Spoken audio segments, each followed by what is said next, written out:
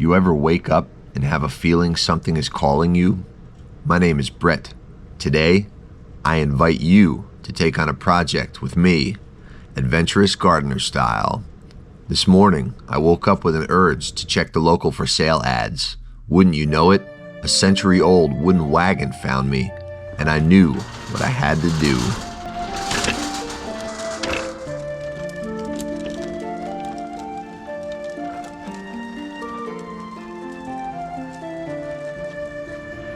This express wagon is a survivor. It looks to be in fair condition, given it could be 140 years old. Someone did a great job replicating a rear wheel. There are a few braces where the wood has split, namely on the axle support and cross member.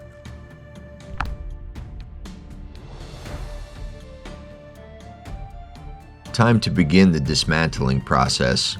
I enjoy this, as you get to really admire the character of the pieces, from old knotty wood to the pitting on iron axles that have rolled over countless miles of ground with laughing children sitting atop. The details and craftsmanship of antiques have been all but lost to time. It would be rare to find this kind of charm in anything mass-produced today. This was built in a time when everyone who had a hand in the production was a true craftsperson. There's no right or wrong way to go about this process, so have no fear. Just jump right in. One thing I should note is that I do not use penetrating oil on rusty fasteners, as if you get any on the wood, you'll have a very difficult time applying a new finish.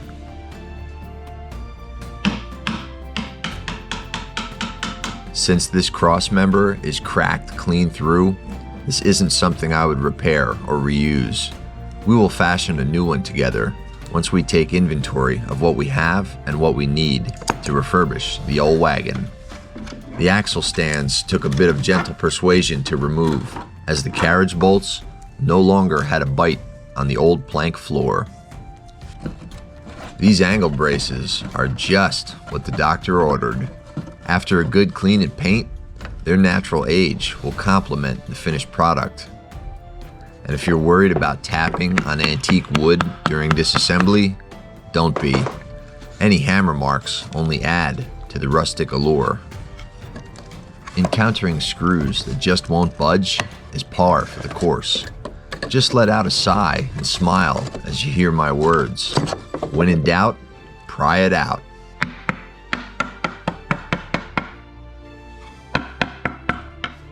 Sometimes you get lucky. A few gentle pings of the hammer and 100 years of corrosion suddenly isn't such an issue. All right, now it's a little easier to see what we're working with here. Once you have everything dismantled, you can take an inventory of what it is you need.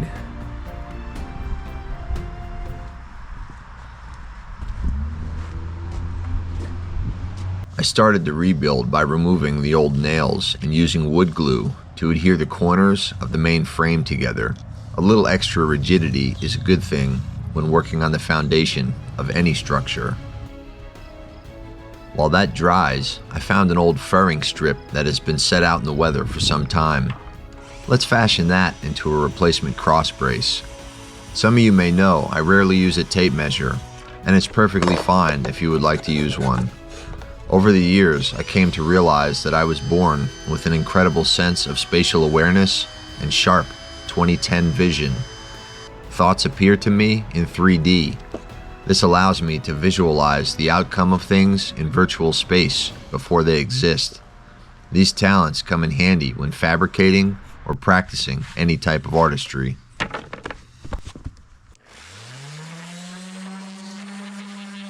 I don't know many people who really enjoy sanding. However, revealing the beautiful wood grain beneath an old finish makes the effort worthwhile. Ask anyone who works in a paint shop and they will tell you that preparation is what determines the quality of the finished product.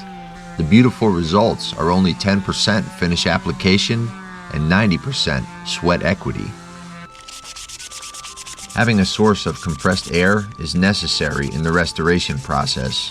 Once you create a whirlwind of dust, you'll need to remove it from your piece in order to lay down a new finish.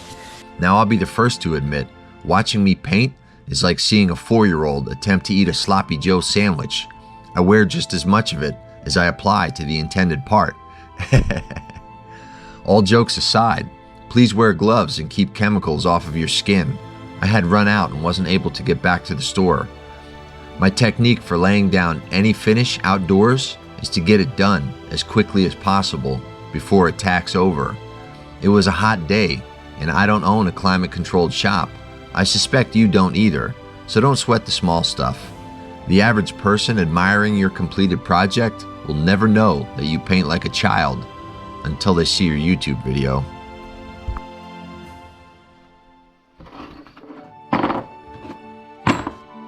The magic behind prepping any small rusty metal parts is the wire wheel on the bench grinder. This machine makes light work of any unwanted paint and oxidation. Wear your thick gloves for this. Don't try to be a hero. There is no time for an emergency room visit. I'm going with gloss black accents on this project, so a can of Rust-Oleum fits the bill. Spray paint is easiest to use indoors without wind before setting the parts outside to dry. Free oven cure, courtesy of the sun. A couple hours at 84 degrees Fahrenheit with 15% humidity and the parts are ready to handle. Since this wagon is going to be used as yard art in the adventurous garden, it's going to need a top coat over the stain, which will perform double duty as a water repellent and a UV protectant. Now, we're going to use a soft bristle brush to apply stain to our pull handle as well as the main frame. The brush does a great job at getting color into all the cracks and crevices in old weathered wood. Once that's complete, I'll drive in some small ring nails and flip the frame to peen over the protruding ends. This will cause the nail to snap flush at the surface, making it unnecessary to purchase shorter nails.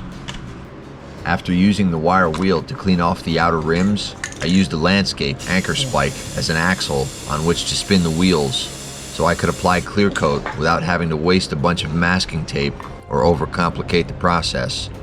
Ingenuity comes in useful when you have to work with what you've got on hand. I set those out in the sun to dry as well. I cleaned up the axle shafts to prep them for paint. My tap and die set came in handy to chase the threads for the new axle nuts. I noticed they had been cross-threaded during the initial breakdown. A bit of gentle persuasion from the mini sledgehammer takes out the arch in the shaft from a century of use.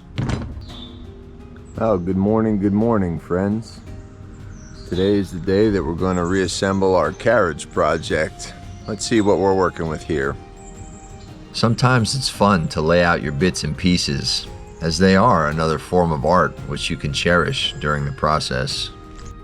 I may not have a day job, but I do wake up before the sunrise, as I find it's the most delightful time of day.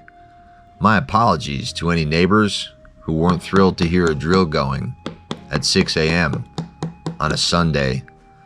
I'm just so excited to celebrate life that I get lost in my craft, and the world around me just disappears.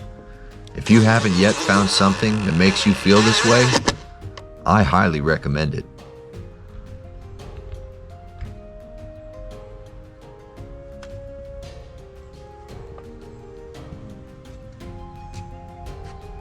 I found tremendous value in leaving this tailgate original. The top portion is broken off, and I stopped sanding before all the old paint was completely gone. These features create a mental image for the viewer while retaining the authenticity and history of the piece. The whole point of preserving history is to tell a story. I like to be minimally invasive and let that story tell itself.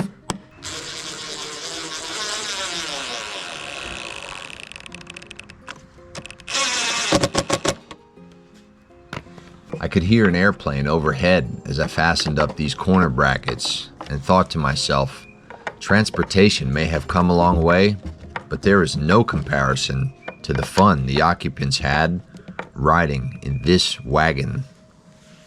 While the damage on this axle support was enough to warrant total replacement, I decided to keep it as is. Not because this piece is particularly hard to duplicate, but because the rear axle has a slight curve to it which perfectly matched the warped wood. Once the axle stands and crossmember were fitted, it was time to drill the pass-through for the carriage bolt, which is the center of the entire steering operation. Next, a couple screws to fasten the top plate were installed. A bit of grease was applied to lubricate and reduce friction between metal wear surfaces. Finally, we drop on the lower half of the steering axle. This is the part that rotates to allow for turns. I replaced the 10-inch carriage bolt, so to maintain the original configuration, we will drill through the nut and add a cotter pin.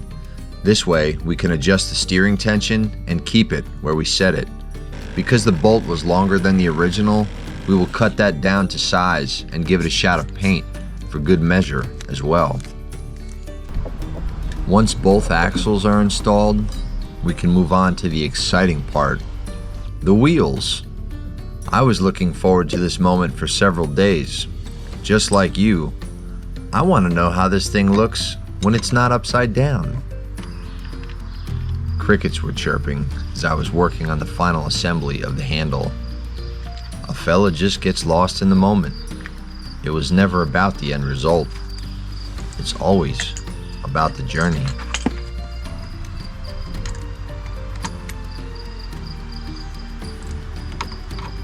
I had some decorative upholstery tacks left over from restoring an 1890s horse-drawn carriage.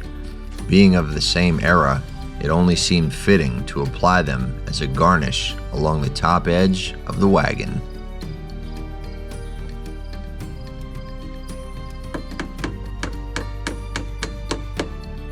Of all the things I've been blessed with the ability to create in this lifetime, the most valuable thing I've ever created was a mindset.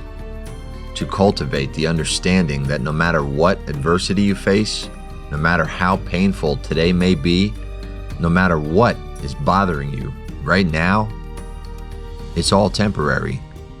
With that being said, right now is always the best time for expressing your passions, your gifts. Share them with the world for no other reason than because you want to provide the best possible experience for all whom you might encounter. This is Adventurous Gardener saying, be the beauty that you want to see in the world. Thank you all for watching. Please leave a comment, hit like, and subscribe if you enjoyed spending this time with me.